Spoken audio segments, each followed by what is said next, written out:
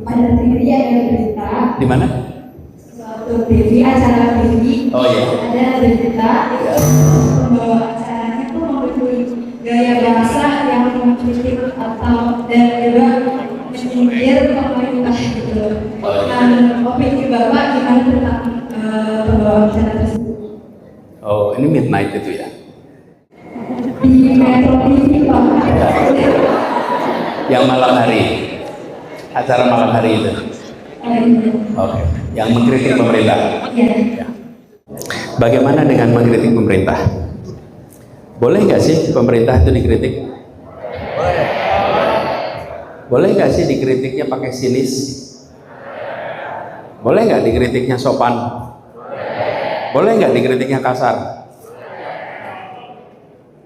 Boleh nggak dimarah-marahin? Jadi kesimpulannya boleh. Teman-teman, saya dulu pernah jadi pemerintah. Saya pernah jadi gubernur. Saya tidak bisa meminta warga untuk menyampaikan aspirasi dengan cara yang sesuai dengan selera saya. Tidak bisa. Ada yang warga datang dengan kemarahan. Ada yang datang dengan senyum. Ada yang datang dengan biasa-biasa saja. Itu di luar kendali saya. Bagian saya adalah mendengarkan apa yang dikatakan, mengecek validitasnya, lalu menyampaikan langkah koreksi bila ada yang harus diperbaiki. Tapi tidak fokus pada cara. Jangan fokus pada cara. Kita seringkali selalu memperhatikan cara, perhatikan substansinya.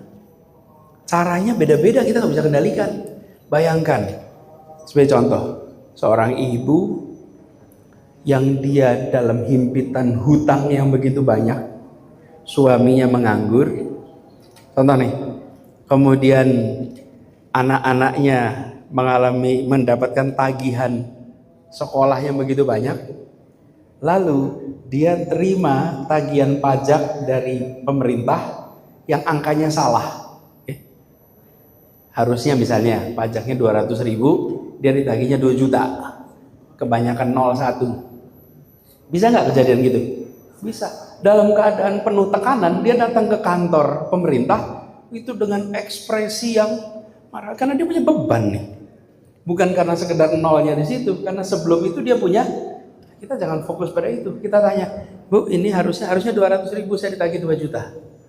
Jangan karena cara menyampaikannya itu keras, kemudian saya nggak mau bantu karena ibu ngomongnya nggak sopan, karena ibu ngomongnya kasar. Nggak usah.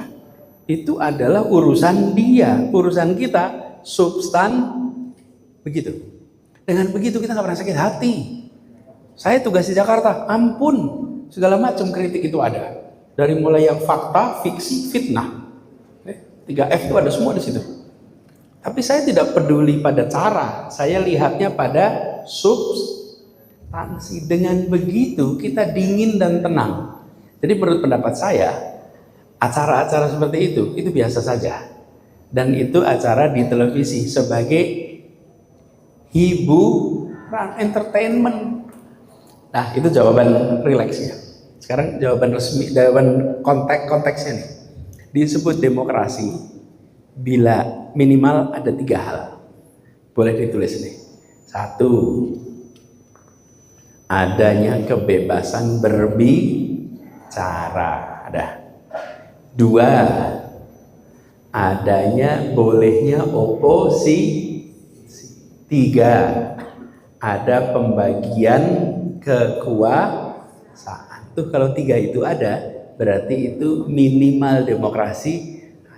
Kalau kebebasan berbicara itu hilang, berarti demokrasinya hilang, gitu ya.